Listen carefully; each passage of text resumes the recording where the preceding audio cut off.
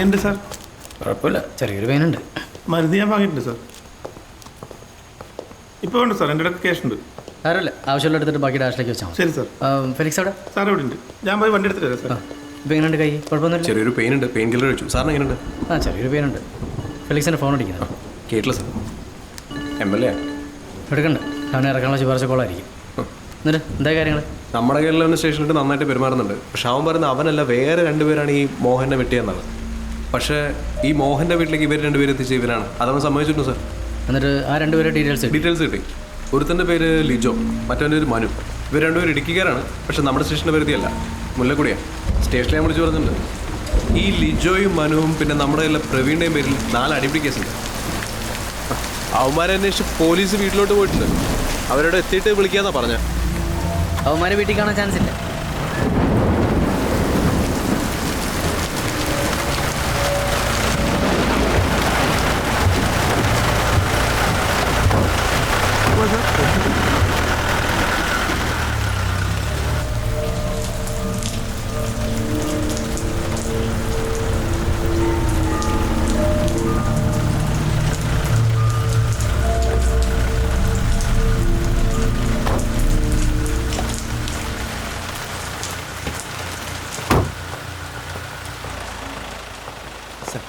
Sir, എന്തായി?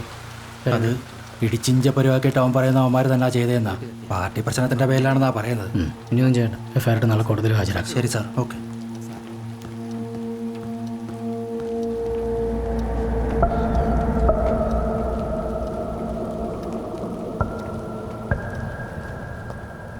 സാറേ, ഒരു മെസ്സേജ് ഉണ്ടായിരുന്നു. ചുരം നാലാമ്പളവിൽ ഒരു ബൈക്ക് ആക്സിഡൻ്റ് ആയി.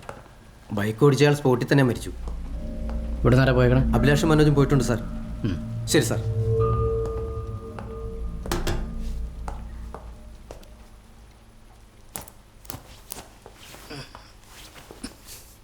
സാറ് പറഞ്ഞ പോലെ അവരോട് ഇല്ല. 2 ആഴ്ചയായിട്ട് രണ്ടുപേരും വീട്ടിലും ചെന്നിട്ടില്ല. അവരുടെ ഫോട്ടോസും ഡീറ്റെയിൽസും മെസ്സേജ് അയച്ചിട്ടുണ്ട് സാർ. ഫെലിക്സ് അതൊന്നും എനിക്ക് വാട്സാപ്പ് ചെയ്യും. പിന്നെ അതുപോലെ തന്നെ അവരുടെ ഫ്രണ്ട്സിൻ്റെയും ബന്ധുക്കളുടെയും ഡീറ്റെയിൽസ് നിറക്കണം. അവിടെയൊക്കെ നമ്മുടെ ശ്രദ്ധയും വേണം. Okay sir. ഇവരുടെ മൊബൈലൊന്ന് ട്രാക്ക് ചെയ്തേക്ക്.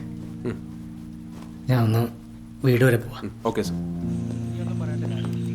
അല്ല സാർ, എറണാകുളം വരെ സാറൊക്കെ നീ കൈ വെച്ച് ഡ്രൈവ് ചെയ്യാം. ഒന്നും സാരില്ല, നാളെ പെങ്ങളുടെ എൻഗേജ്മെന്റ്. എന്തായാലും ഈ അവസ്ഥയിൽ നിങ്ങൾക്ക് രണ്ടുപേർക്കും മുങ്ങാൻ പറ്റില്ല. രണ്ടുപേരും കല്യാണത്തിന് വന്നാൽ മതി. ശരി സാർ. Felix sir.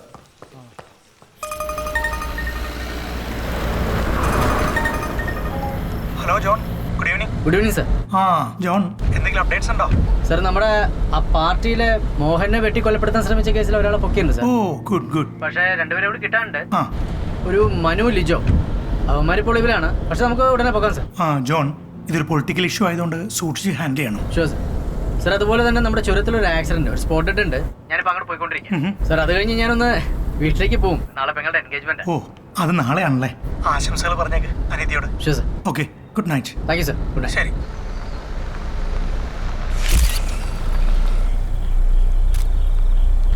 അഭിലാഷ് എന്ത് സാർ താഴെയുണ്ട്. ആ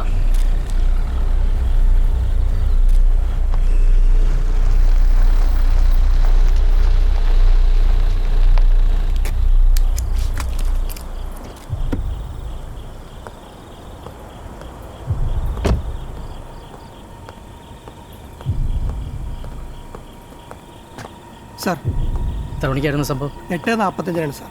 മുകളിലെ വളവിലാണ് ആക്സിഡൻറ്റ് നടന്നത്. ബൈക്കിൽ തെറിച്ച് ബസ്സിൻ്റെ മുകളിലോട്ട് വീഴുമായിരുന്നു. പിന്നെ ഇടിച്ച വണ്ടി നിർത്താതെ പോയി സാർ. മരിച്ച ആളുടെ ഡീറ്റെയിൽസ് വല്ലതും കിട്ടിയോ? കിട്ടി സാർ. പേര് റെജി, സ്ഥലം എറണാകുളം. എറണാകുളത്തോടെ കാക്കനാടാണ് സാർ. വീട്ടിൽ വിളിച്ച് അറിയിച്ചിട്ടുണ്ട്.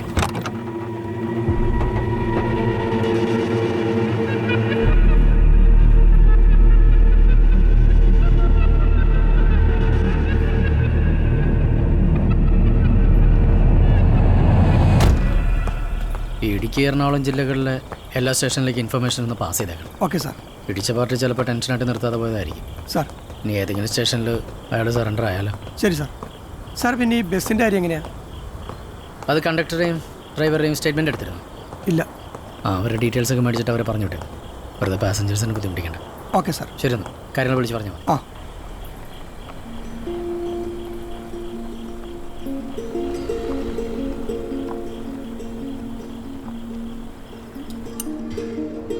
നല്ല നാടൻ താറാവ് വെച്ചോ, വയറിറച്ച് കഴിക്കും. മാത്യു, എന്തോ ജോണിനെ കണ്ടില്ലല്ലോ. ഇതങ്ങോട്ട് വെച്ചോ. അവൻ്റെ കാര്യമൊന്നും പറയണ്ടച്ചോ. സത്യം പറഞ്ഞാൽ ഞങ്ങൾക്കിപ്പോൾ 2 പെമ്മക്കൾ മാത്രമേ ഉള്ളൂ എന്ന് വിശ്വസിക്കാനാണ് എനിക്കിഷ്ടം. അവൻ്റെ പേരാരെങ്കിലും പറഞ്ഞാൽ തന്നെ എൻ്റെ ഉള്ള മൂടും പോകും. നിങ്ങൾ എന്തൊക്കെയാ പറയുന്നേ? ജെസ്സി നിക്കണ കണ്ടില്ലേ?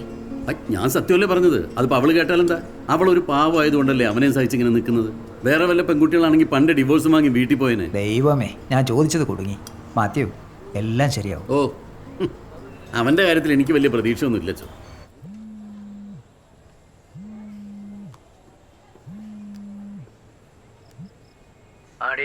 ഞാൻ തന്നെ വിളിച്ചിട്ടുണ്ടായിരുന്നു, നീ എടുത്തില്ല. എന്തൊരു തിരക്കായി പോയാ? എനിക്ക് എന്ത് തിരക്ക്? ജോണിനല്ല തിരക്ക്. കുറച്ച് പ്രശ്നത്തിലായി പോയി. എന്താ അവിടെ കാര്യങ്ങൾ? എല്ലാം ഓക്കെ ആയോ? ഞാൻ എത്ര തവണ വിളിച്ചു? ഒരു തവണയെങ്കിലും ഫോൺ എടുത്തൂടെ? അത് ജീപ്പിലായി പോയി. അതെടുക്കാൻ പറ്റായിരുന്നു. അപ്പം നല്ല ദേഷ്യത്തില. അപ്പൊ ഇന്നത്തെ ദിവസം തീരുമാനമായി. ഇപ്പൊ എവിടെയാ? ഞാൻ വന്നോണ്ടിരിക്കാം. ഞാൻ വരാം. ശരി.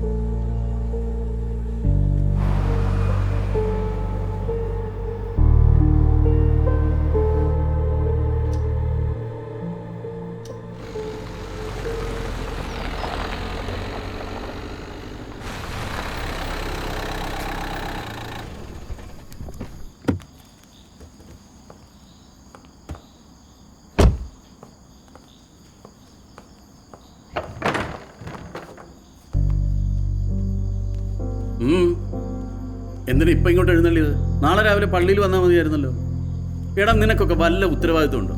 ഒരു പെങ്ങളുടെ മധുരം വെപ്പിന് ആങ്ങളെ കയറി വരുന്ന സമയം കണ്ടില്ലേ? ഒന്ന് പതുക്കെ പറയ, പിള്ളേരൊക്കെ എഴുന്നേക്കും. ഇവനോടൊക്കെ പറഞ്ഞിട്ട് എന്താ കാര്യം?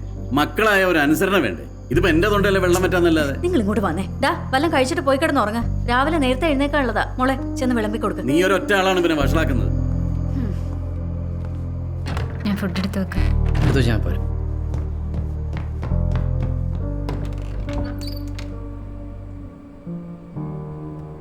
സർക്കിൾ ഇൻസ്പെക്ടർ ജോൺ ലൂത്തർ എത്തിയില്ലേ? ഓ, ഉറങ്ങിയില്ലേ? ഞാൻ വിചാരിച്ചു നീ ഉറങ്ങി. ഓ, അവിടെ അച്ഛനും മോനും തമ്മിൽ ബഹളം വെക്കുമ്പോൾ നല്ല സുഖമാണല്ലോ ഉറങ്ങാൻ. ഇപ്പോഴെങ്കിലും എത്തിയല്ലോ. ആഹാ, കയ്യിലെന്തൊരു കെട്ടൊക്കെ. എന്താ പറ്റിയേ? ഒന്നുമില്ല, ഇതൊന്നും പറഞ്ഞ നീ കിടന്ന രാവിലെ എണീക്കാൻ. അതെ, രാവിലെ 5 മണിക്ക് എന്നെ ഒന്ന് പനമ്പള്ളി കൊണ്ടാക്കണേ. എന്തിന്? എനിക്ക് മേക്കപ്പ് ചെയ്യണ്ടേ. ശരി, കൊണ്ടോ. കിടന്നു. ചേട്ടാ. ഓ, നീ നിർത്താറായില്ലേ? കല്യാണം കഴിഞ്ഞു പോയാൽ എന്ത് ചെയ്യും? അത് ചേട്ടൻ അങ്ങോട്ട് എടുത്ത് അയച്ചു തന്നാ മതി. Good night. Good night. ഇനി അതും കുത്തിക്കൊണ്ടിരിക്കേണ്ട കിടക്കാൻ നോക്ക്. ശരി.